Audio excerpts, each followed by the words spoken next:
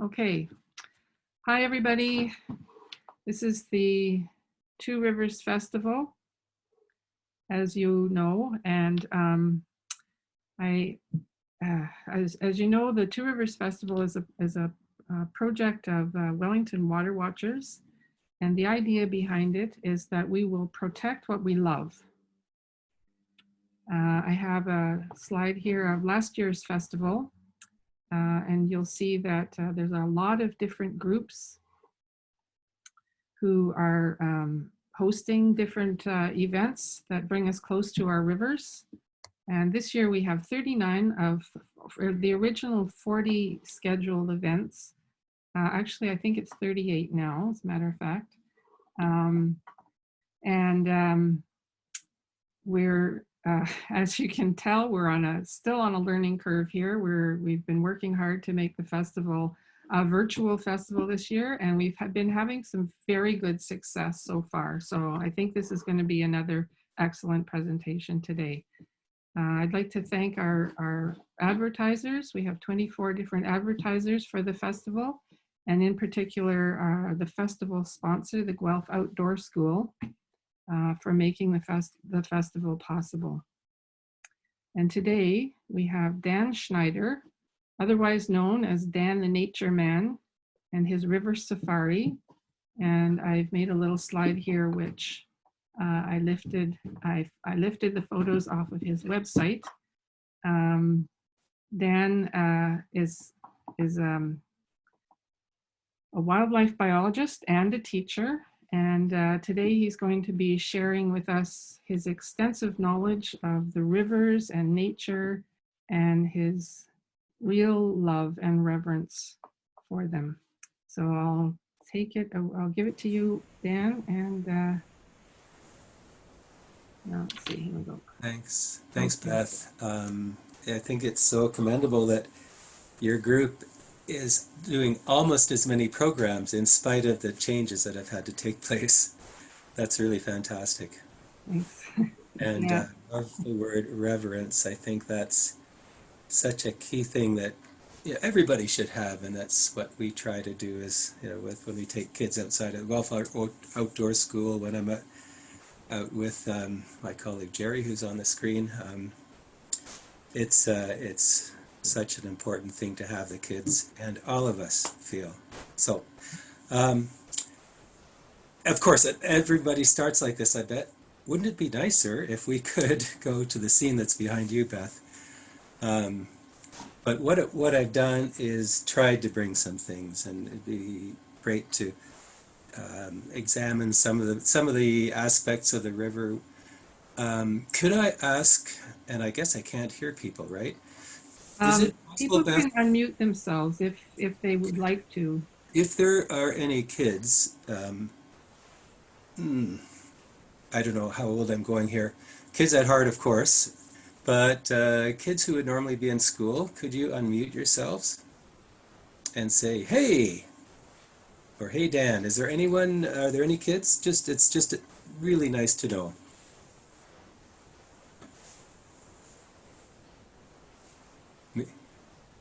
If not, some of this is geared towards as if I were taking a family group, or groups of families to the river, as I do with the Guelph Public Library program. So if you see something that's, oh, it's probably aimed at all of us anyway, isn't it? So we'll see. What I could do to start is maybe pull up if I share a screen. This is where I would have taken a group. The great thing is, well, we're lucky, and that's why the 2Rivers Festival exists, and the Wellington Water Watchers are wonderful to protect the rivers as they do. To have both the Speed and the Hermosa rivers is absolutely brilliant. This location, I wonder if anyone knows, it'd be very difficult to figure it out, but it's very close to the Guelph Youth Music Center. Right in town, the houses up the bank on one side and up the bank on the other side to Cardigan Street and Arthur Street. An absolutely beautiful spot. And then the Hermosa River. When I taught at Guelph Lake Nature Center, I would take students to this location. and it was really fascinating to compare the rivers, and we'll get into it a little bit more, how you can assess the health of the rivers. And some people listening in may know about this, as professional aquatic biologists would do. So I would come with high school students, and we do a biotic index here at the Eramosa River, which, as you could almost guess, scores pretty high in terms of water quality. Flows through a lot of wooded area. But the great thing about it is, we found even through the city, and we would test downstream from the wastewater plant, which is an absolutely great one, as you know, that in Ontario, for Ontario wastewater plants, that the water quality level stayed pretty high even after passing through the city. So interesting. Safety, if there's homework to be done, I would suggest that we do this sort of thing and enjoy. We all enjoy the rivers. If kids were listening in, I would remind them, of course, to be young kids to be at rivers with adults, of course. Much safer I than. understand we do have one child. Okay. She says, Susan says her son is here, but he's Okay. shy. So Sorry. her Susan says her son is here, but he's shy, so he didn't want to. No worries. It's kind of weird and different over computer as well. So Yeah. safety. So and Susan's son. Could I ask Susan the name of her son?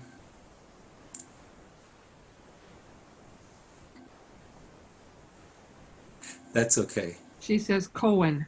Cohen? Yes. Cohen, can you see something that I'm not doing well when you look down at my feet? What am I doing wrong in a safety sense? Yeah. You can, Susan, you can either unmute yourself and Cohen can answer, or you can type in a message, whatever you prefer. And I won't put you on the spot too much, Cohen. And it's going in barefoot. It's so tempting to do that. The rocks are pretty sharp, and sadly, as nice as our rivers are, there's glass, and that's unfortunate. I called it River Safari because I've got to say, I was lucky enough to go on one safari in Africa.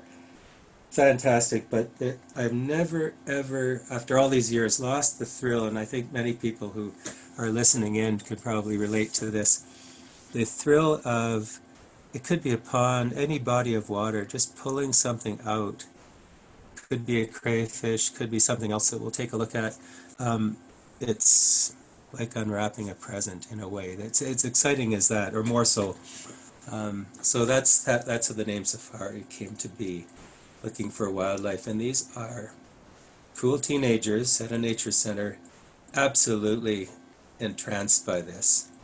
And I know Jerry and I and others have seen that happen, and all ages. As soon as you start catching things that you wouldn't normally see, and they're absolutely incredible animals. I saw these folks, this family in the Speed River. I think I've seen it more with such a focus on being outside lately, which is great to see, more so than usual, I think. So these people are out enjoying the Eramosa River just by the Stone Road Bridge. That's where the other picture was.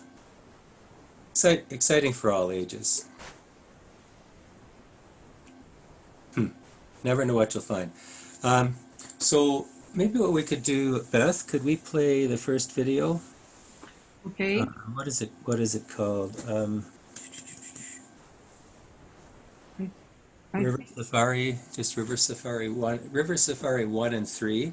Okay. My wife Rona was kind enough to take a video of me where we would have gone. So it's kind of like being there. So is it possible to view the first one and the second one? Okay. Yep. So, Yep. So it's the first one here. This one. Yep. Okay. Great.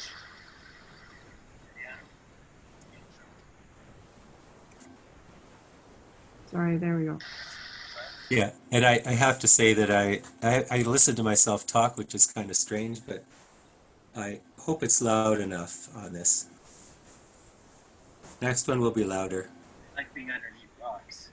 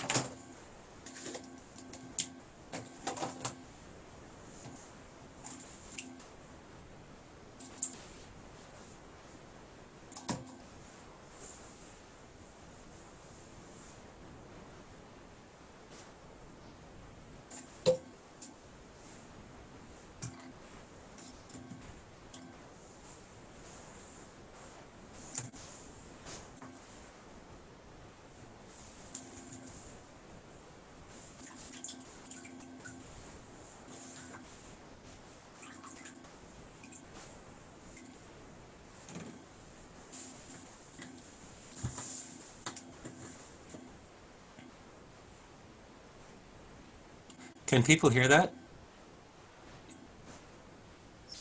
I can hear it, Dan. Gulf of St. Lawrence, and I can hear it fine. Okay, good. it's going somewhere.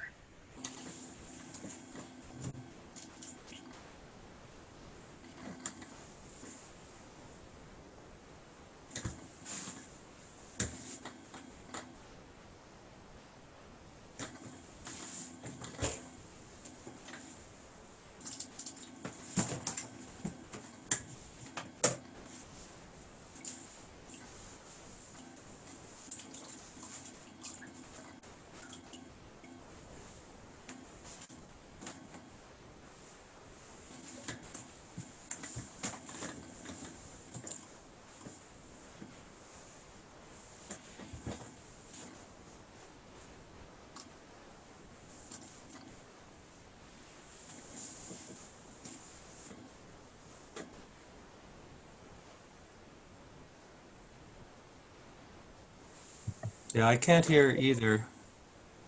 I wonder. Yeah, we can't hear it at all. Okay, gosh. Well, I hear it. I guess I won't be listening to myself talk then. It's sort of jerky from my end here too.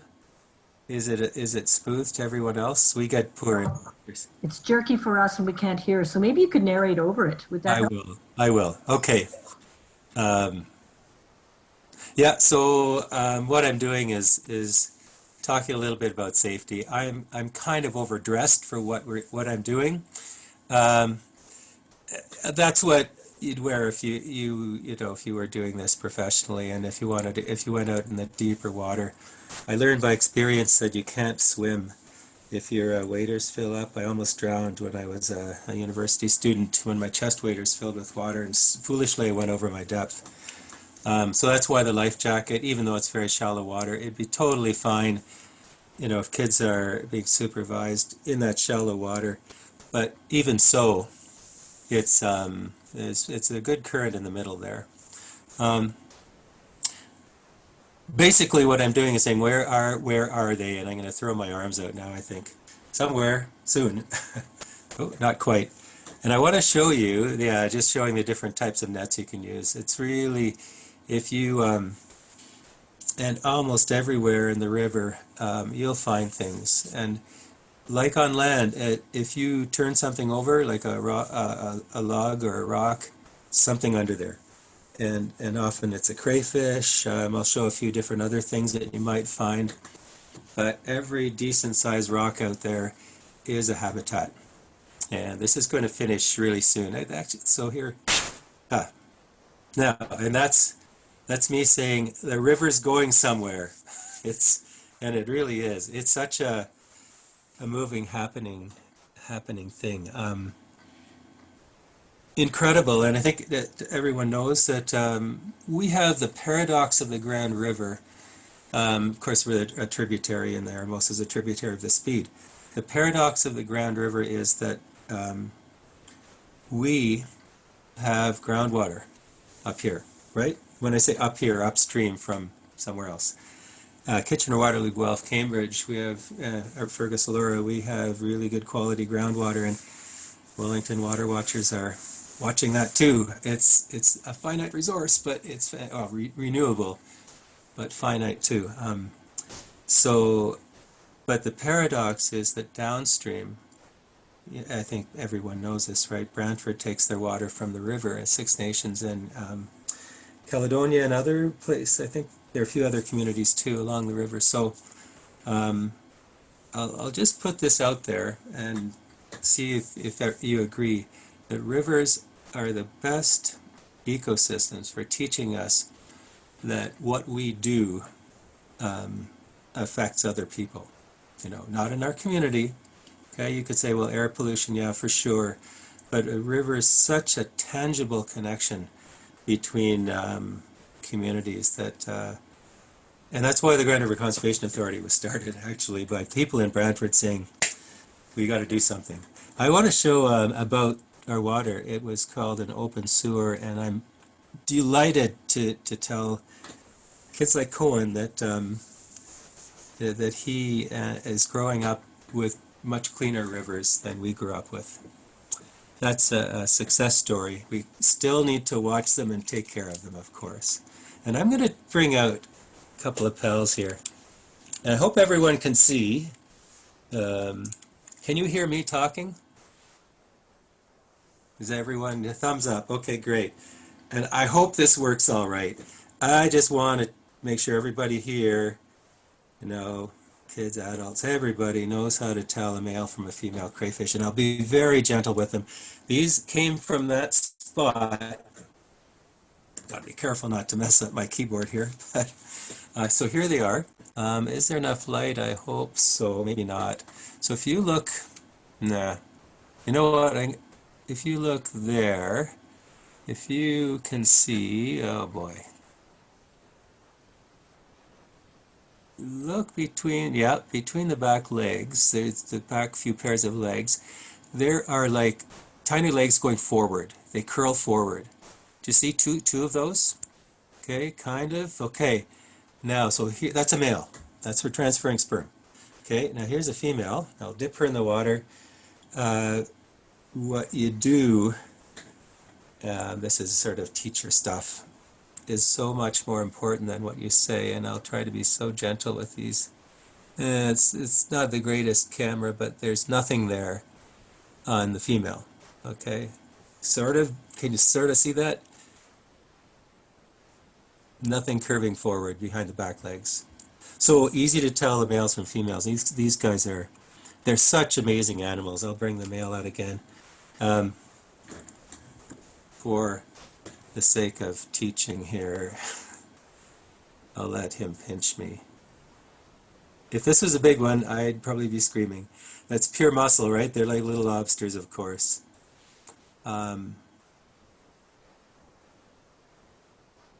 Fortunately, we have some rusty crayfish. I'd like to know a little more about the percentage of population. That's an invasive species in our area. And they are displacing our eastern crayfish.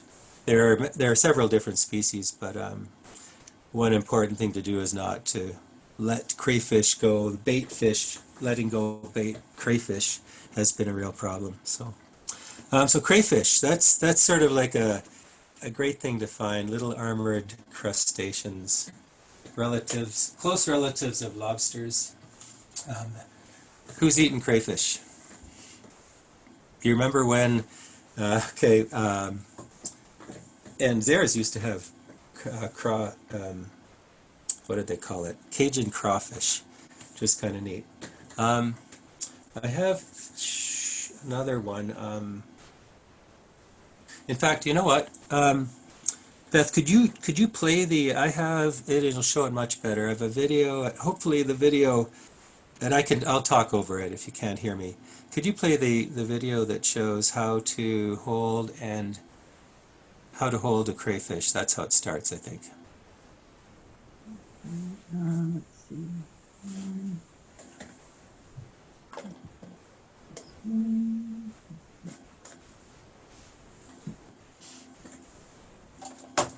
Okay, which one was it, Dan, that you It's wanted how to hold.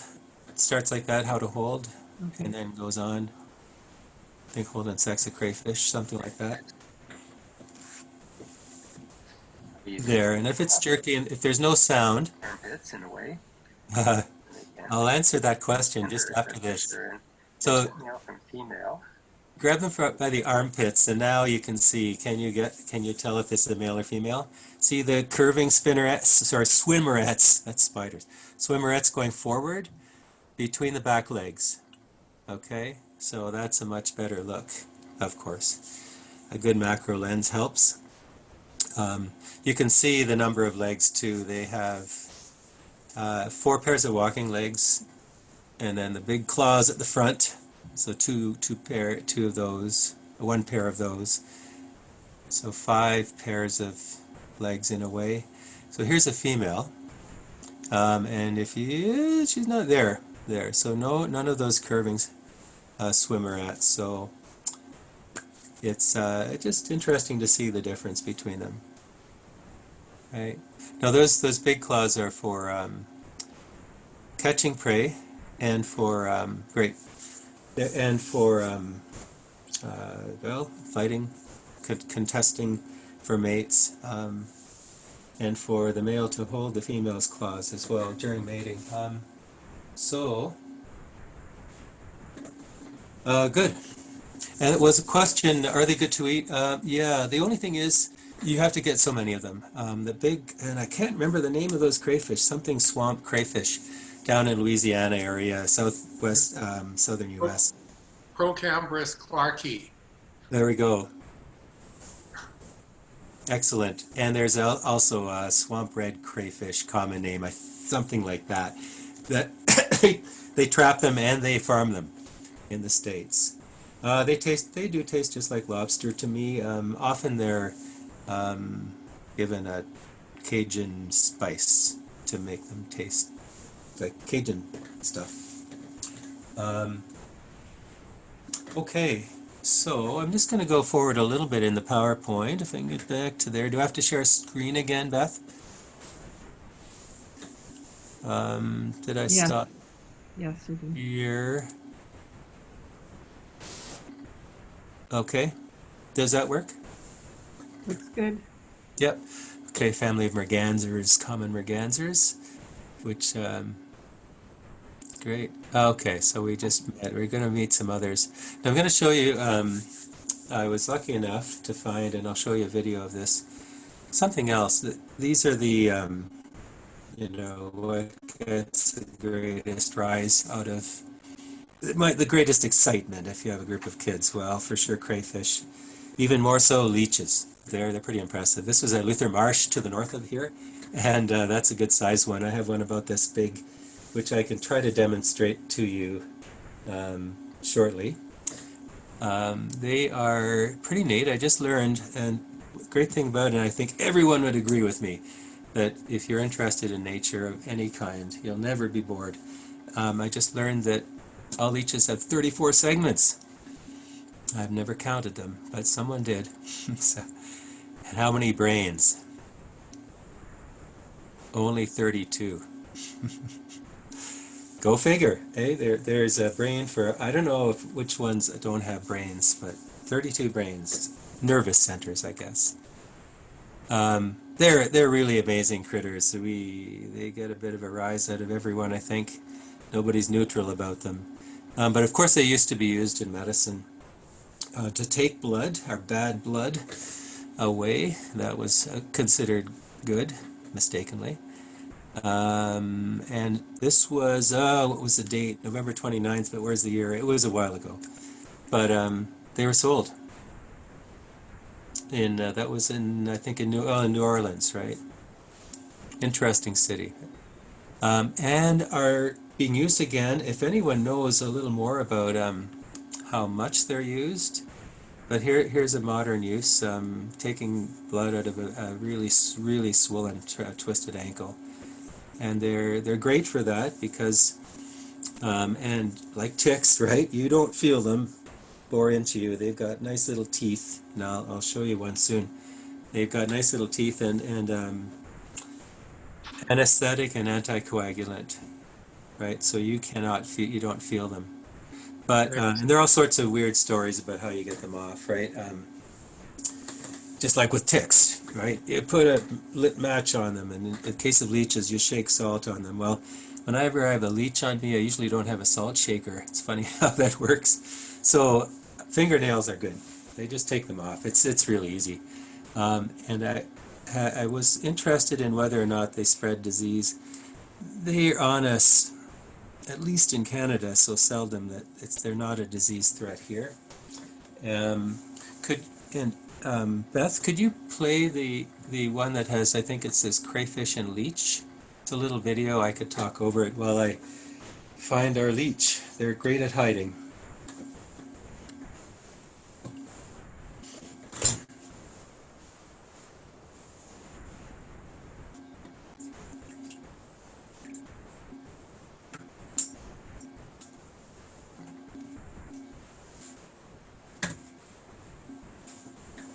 Sorry, Dana, can you see what's on the screen? Oh gosh. Maybe I don't have it, but so I'll show you the real thing. That's better. I have it in my hand right now, and there. I'll treat it with respect, and let's see if we can get the light on it. I find. Let's see here. Where is that camera? So, oh, so they hang on by, and I'll put it in the water in just a second. They've got a posterior sucker that they use to hang on, and this one is so heavy, it had a blood meal. If we had the video, you could see it a little better. Here there it is again. So it's in my hand right now. I'll put it in some water. It's so heavy right now from a blood meal that it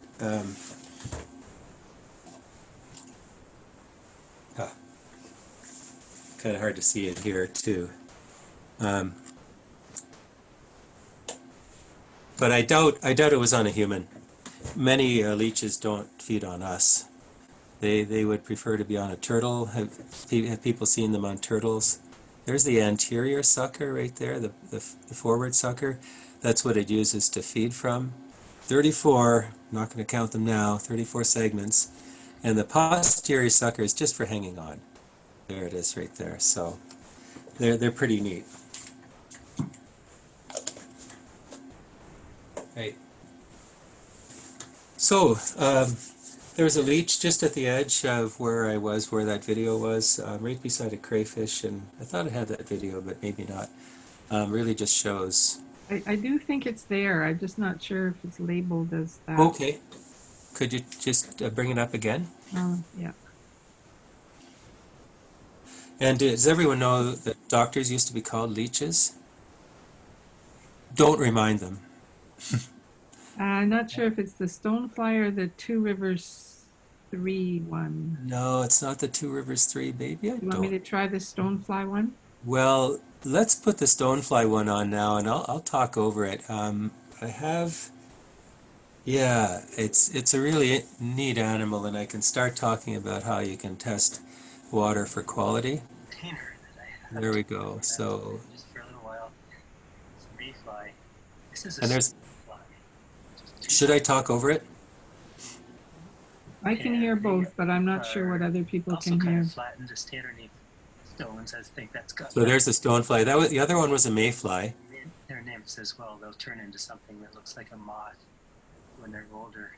But it's great news to find stoneflies in this part of the Speed River because they're quite sensitive to pollution. If you find them, you know there's not serious pollution in the area. Otherwise, they would die out. Fascinating animal.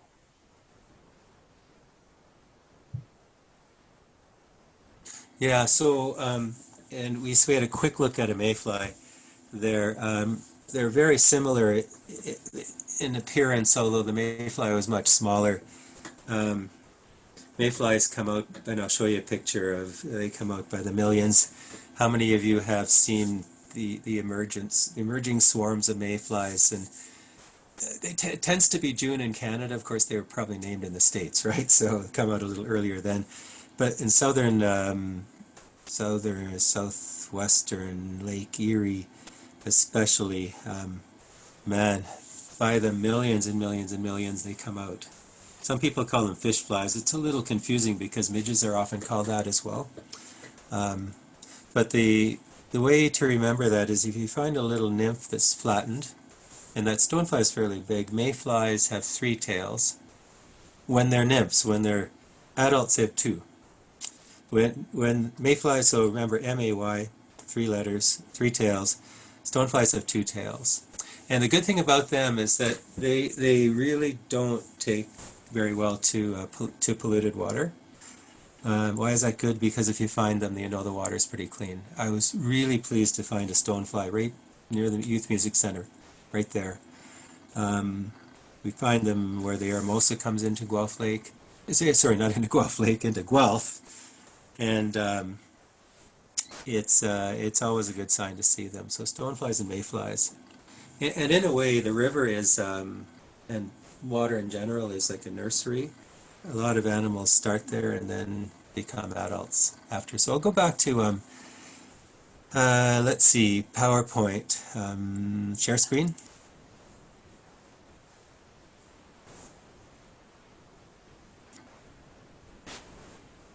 How many of you would be okay with that?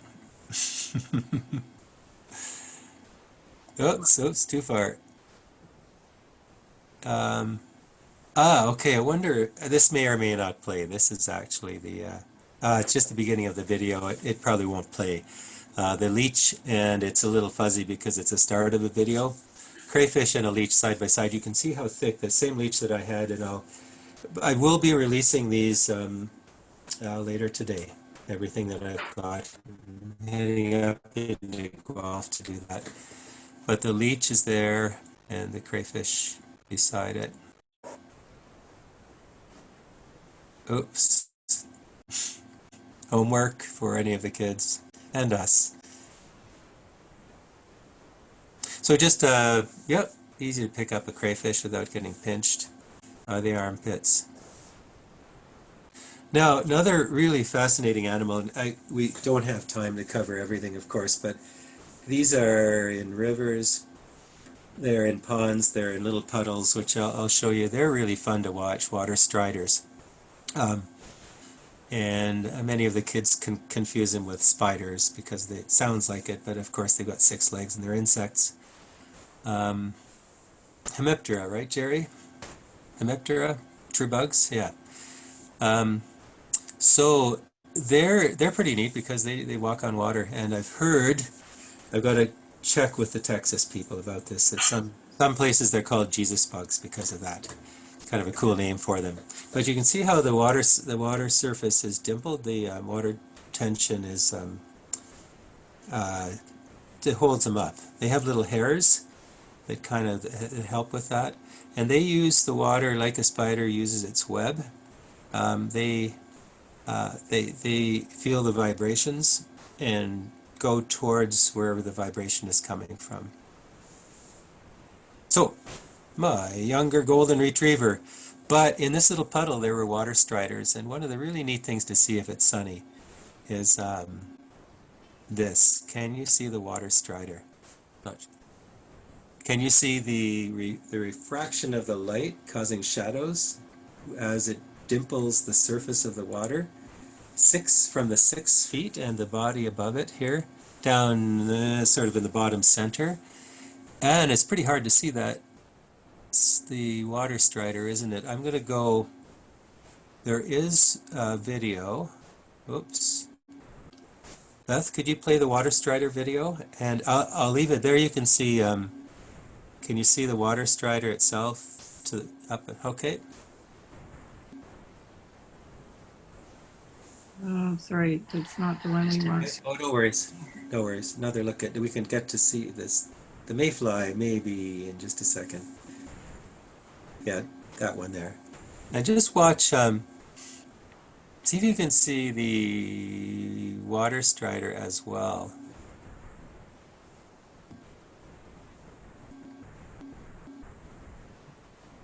Above and to the right.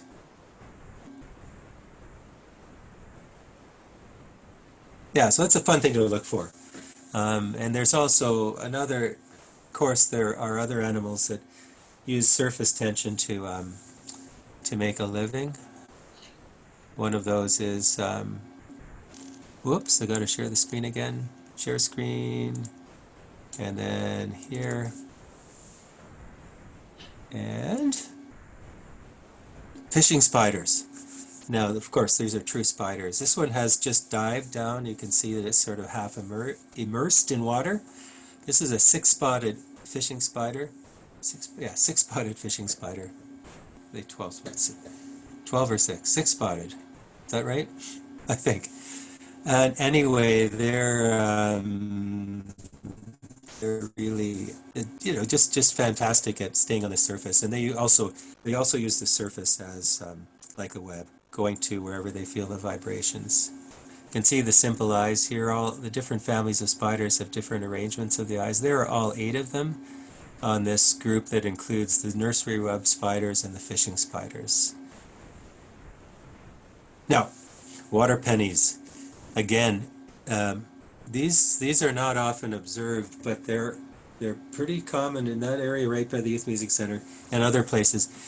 And I really, really, really encourage next time you're near a river, turn a rock over. And of course, I always tell the kids, got to turn it back. But water pennies they are like pennies, and I wonder, some of the kids don't know what pennies are now, I wonder. But they sure look like it, and they just sort of they're like little moving suction cups. These are beetle larvae. I'll show you a picture of an adult shortly. And they rasp algae off of rocks. So if you see a little tiny penny-like thing, water penny, also very sensitive to organic pollution, and a good find if you're looking at water quality. Mayfly. Oh, I should have asked you. Okay, three tails, mayfly. And flattened. Mayflies aren't always flattened like stoneflies are. These ones are adapted to get underneath, or have evolved to get underneath rocks in fast-flowing water. Okay, another mayfly. And they do come out by the millions. Okay, in fact, just was at the Dolime Quarry. Was out there looking for peregrine falcon nest, and they do a little vertical up and down dance. So, like many of the critters that grow up in the water, they become adults and live for such a short period of time. Their scientific name is Ephemeroptera, and we get ephemeral from that, like the ephemeral flowers in the spring, meaning they don't last very long, literally live for a day. And mayflies literally live for a day, except, of course, that they've taken about a year to get to that stage in water. So, as adults, they live for a day. And then when they die, a bit of a cleanup in some places. This, I think, was Cleveland. Mayfly or stonefly? Just in this container. Oh my gosh. I have to put a few animals in just for a little while. There goes the mayfly. This is a stonefly. Just 2 tails. Okay. Huh. I'm just in this container that I have to put a few animals in just for a little while. There goes the mayfly. This is a stonefly. Just 2 tails. Interesting. 2 tails. So again, if you turn a rock over, land or water, that's really neat to see what's underneath. One of the best hidden, it's hard to call it camouflage, I guess so, the caddisfly. I just realized I didn't have a picture of an adult caddisfly, and I saw one this morning. I don't think I included it, but here's a caddisfly larva. And if you look at, can everyone see this arrow? The glued pebbles that are glued together. Here, that's a caddisfly case. Some caddisflies, and I have some other ones here, that make their cases out of vegetation, like little pieces of plants. Some make them out of grains of sand. Some make them out of pebbles like this. This kind likes, fast-moving water, so it needs to stick itself to the rocks. So, and occasionally, felt a little bad about this, but something's going to enjoy eating it, I guess. Occasionally, if that gets disturbed, then they're out. They get exposed, right, from their case. Their head sticks out and they filter feed during the nighttime. Fingernail clam, smallest clam around, and also called pill clam. So that's another neat thing to find. Tiny, tiny. That's actually a fairly big one. And then just a couple others. Some of them live. One neat thing about a river is that you've got so many different habitats. You've got areas like ponds at the edge, right? Any canoe or kayaker knows all about this, right? You've got areas that are deeper and shallower. You've got areas like riffles and eddies and little whirlpools. And if you find a place where there isn't too much current, or in a pond, we got tons of these at Mountsburg, of course. These are water boatmen. What a great name, water boatmen. They row their way through the water, and look at those oars. That one was one of the Mountsburg ones, I think. But these are pretty common, and many of these animals, of course, are air breathers. We seen any yet? Is this the first one? Maybe. But you could call it a butt breather because it breathes through its abdomen. And then a look-alike. But when you look at it closer, it's not a look-alike. There's the back swimmer. At a distance, very similar, but they're swimming. They do the backstroke. So often found together. Neat thing about a back swimmer is to be careful. If you get these in your hand, don't pinch them. I've been stung twice by them, bitten, I should say, and it's like being stung by a bee. And my fault both times. I was talking to a group at Whitemarsh Wildlife Center way back, and foolishly, and I didn't know they could bite like that, I was holding them between my finger and thumb, one just very gently, and I paid for it. And you know how sometimes you try to pretend nothing happened. I couldn't do it. It just hurt too much. So nothing to worry about unless you sort of pinch them between finger and thumb. So back swimmer. Okay, now, and is it Cohen? Cohen, right? I wonder if Cohen's still on. But anyway, this one is a bit of a zany quiz, and I think we're going to pretty much finish and maybe have questions after this. I should have you a couple more things to show you. But I just mentioned one of the greatest things about water, rivers, the pond I'm looking at through the window. They really are like a nursery for so many animals. So this will be a match the baby larva or nymph with the adult quiz. So here we've got dragonfly nymph. If you want to, this is a darner type. They're long and kind of narrow in a way. There are skimmers there are different types of dragonfly nymphs that just look a little different. This is one of the bigger ones. So, oh yeah, match the baby with the adult. And some of the possibilities are a bit out there. There we go. Thumbs up if you get it, right? Mayfly or stonefly? 1, 2, 3, mayfly. Definitely not. So here's the adult mayfly, and I realized I didn't have a picture of that either. This one I borrowed from the internet. And guess where? I saw one right out our front door this morning, a mayfly. They're beautiful, absolutely beautiful. They just have 2 tails though when they're adults, hold their wings above their heads, and they're big eyes, and they just live for a day amazingly.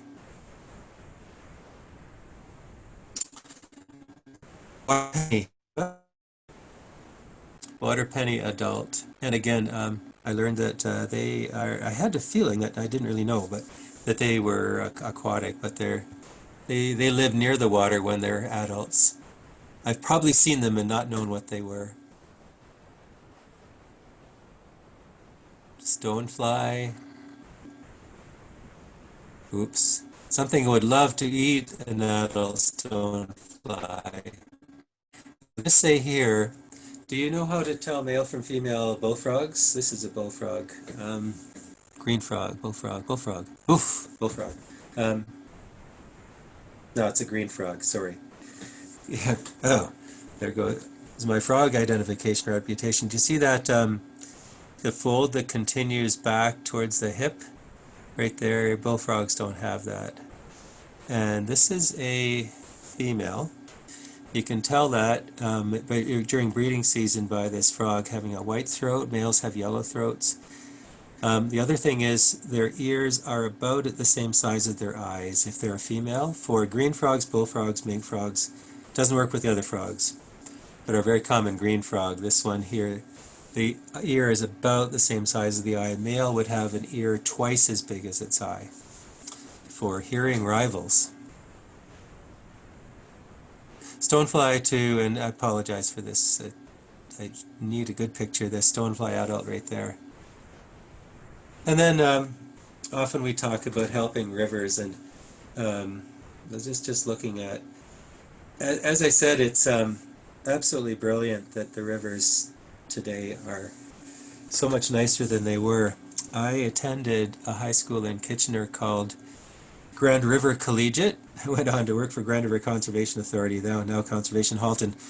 But every school had sort of a derogatory nickname, right? The other students, two students at other, Eastwood was the swamp school because it was built in a swamp. Well, now I think swamps are great, so that's good.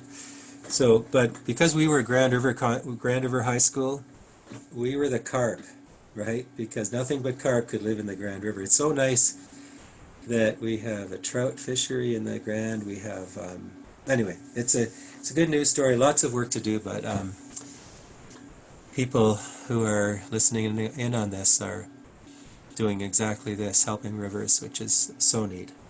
And people, isn't it wonderful to have, thinking of downtown Guelph, right, where the two rivers meet together. If that's not the focal point of Guelph, I don't know what is, right? It's just brilliant. I have a question here. Yep. And that's the end of the slideshow. So, yep. Patricia is asking if carp are still a problem.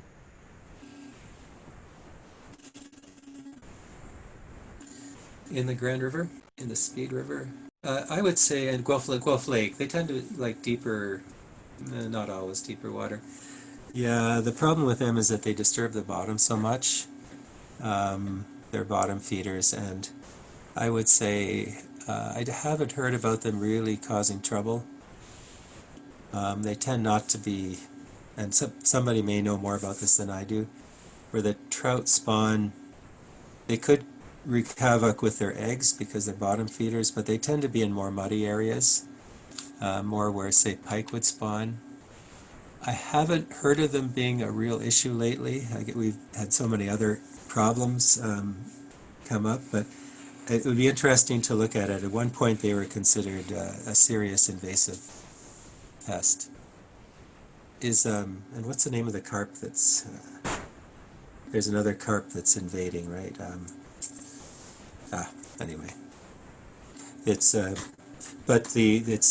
the European carp, right? Is it Asian or European that we have? I'm gonna have to learn more about carp. That's a very good question. If you tap your chat icon, you can see people's questions. And Patricia has another comment here. Chat, which one is that? It's just to the left of share screen. Okay, I have to get an end slideshow. I'll do that. I'm not getting the share screen again. Slideshow. There we go. Okay, and then chat. Okay, great. Sorry, I may have been missing these. And where? So chat. You just scroll down. Can you see the Learning curve again for me. yeah? Sorry, I see share screen. I see reactions. I don't see chat more. Oh, okay. There's chat. Okay, great. But I don't see the questions. Well, Patricia she just made a comment. She just said that they saw a huge carp under the Wellington Street Dam this winter. Right. That's, Yeah, they're still here, and I haven't researched this. They may be the biggest fish that we have in our area. Pike, probably a little heavier, but commonly the biggest fish that you'd see. They're quite heavy and eaten a lot especially in Asia. A very important food fish. We don't eat them here, but I have tasted them. I think it wasn't cooked very well. I don't think it was cooked by a group of undergraduate students in a lab at the University of Guelph, and it was pretty undercooked. So I've got to try carp again. And I don't see the other questions. I'm not sure why, but if there are any, I don't think there are any other questions at the moment. Have you got your chat box up? And in any case, there aren't any other questions. okay, I thought there were. Just to show you, this is a great little. Let's see if I can pull it out.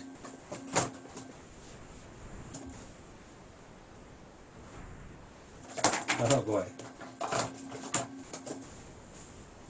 I was out canoeing, and this one's going to be let go very soon. That's going to be hard to see. This is and I can't hold it. I have to keep it in here. It's going to be difficult to see, I think. This is the exact meeting between tadpole and frog. It's really, can you see it all right? There we go. The big tail. Oh, wow. And the tail is still full size, I think.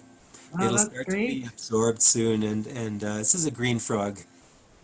They spend over a year developing to this stage, so they get pretty big as tadpoles. So it's kind of a fun thing. And right now the frogs. It's fascinating to see. And as I say, I'm going to be taking it right as soon as I finish down to it'll be happy to be let go at that point.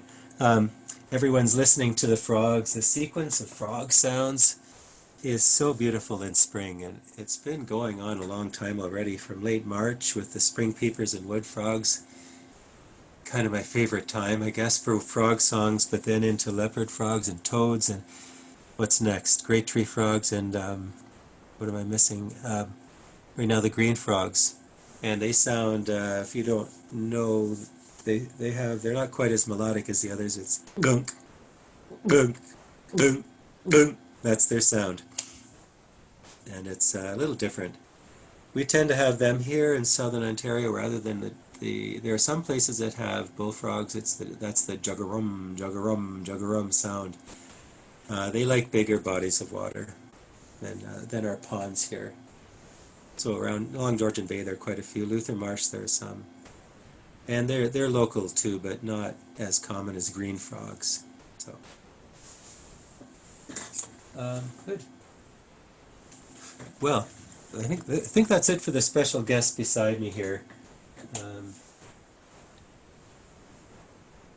Yeah. Yeah, I think we've taken a look at most of them, at least.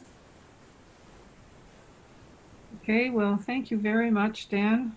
That was a really, really interesting presentation that you made. And I just want to mention to people that you have a website, and if you just Google Dan the Nature Man, it'll come up, and Dan's got some great pictures and some videos on his website as well.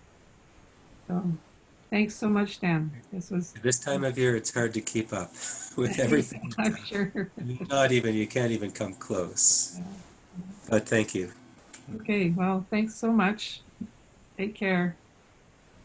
Thank you. Nice to meet everyone virtually, and look forward to meeting in person, and it'd be fun to go to the river in person. Take care. Thank you. Bye-bye. Maybe next year. Yeah. 2021. Yes. Yeah. All right. Okay. Thanks, everyone. Bye.